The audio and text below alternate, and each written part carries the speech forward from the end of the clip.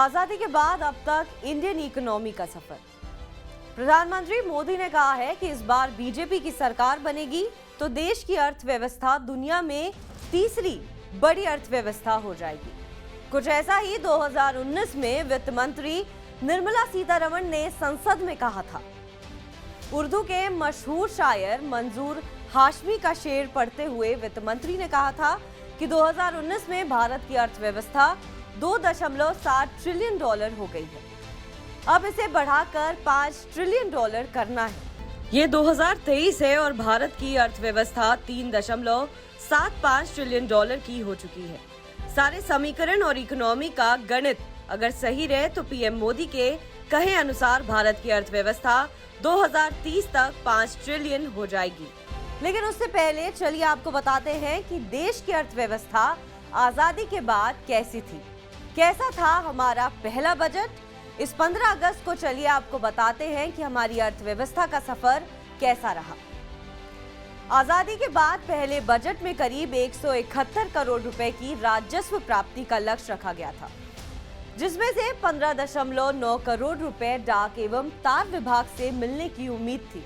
197 करोड़ रुपए के कुल बजट में 92.74 करोड़ रुपए रक्षा विभाग को दिए गए थे। देश में आर्थिक विकास का पहला दौर साल 1951 से माना जाता है, जब पहली पंचवर्षीय योजना की शुरुआत हुई थी।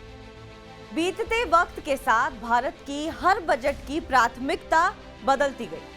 1991 से 1992 में आर्थिक उदारीकरण की शुरुआत ने भारत का आर्थिक ताना बाना पूरी तरह से बदल कर रख दिया। आजाद भारत के इतिहास में इसे सबसे बड़ा आर्थिक बदलाव कहा गया।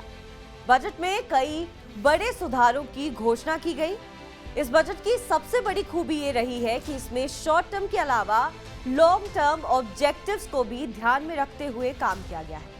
आर्थिक उदारीकरण की खास बातें: निजीकरण, दुनिया की कंपनियों के लिए खुला भारत का बाजार, बैंकों पर आरबीआई का नियंत्रण कम हुआ, सेबी को स्वायत्तता मिली, लाइसेंस परमिट राज की समाप्ति, विनिवेश की मंजूरी, आयात शुल्क में भारी गिरावट, रुपए का अवमूल्यन। बहुत कम लोग ये जानते हैं कि आजादी के वक्त भारत के पास करीब 2 अरब डॉलर का विदेशी मुद्रा भंडार था।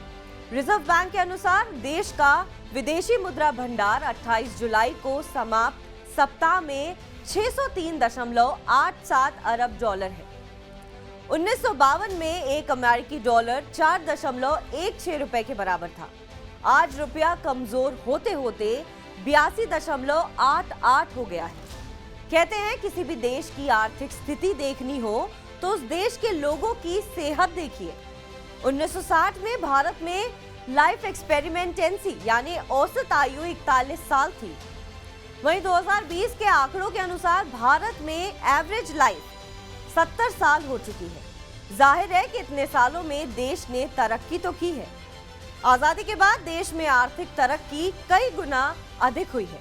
आईटी और टेलीकॉम सेक्टर में तो भारत की तूती बोलती है। हम मंगल पर पहुंच चुके हैं और चांद पर जाने की तैयारी कर रहे हैं। लोगों के पास पैसे हैं, जीवन स्तर में व्यापक बदलाव आया है। बिजली जो कभी शहरों की होती थी वह अब गांव को रोशन कर रही है। आजाद भारत से अगर मौजूदा दौर की तुलना करें तो निश्चित तौर पर हमने बहुत विकास किया है। हर क्षेत्र में भारत दुनिया के लिए मिसाल बनता जा रहा है। जानकारों का मानना है कि भारत के पास अपार संभावनाएं हैं और मुमकिन है कि आने वाले समय में यही भारत की सबसे बड़ी ताकत बनकर उभरेगा।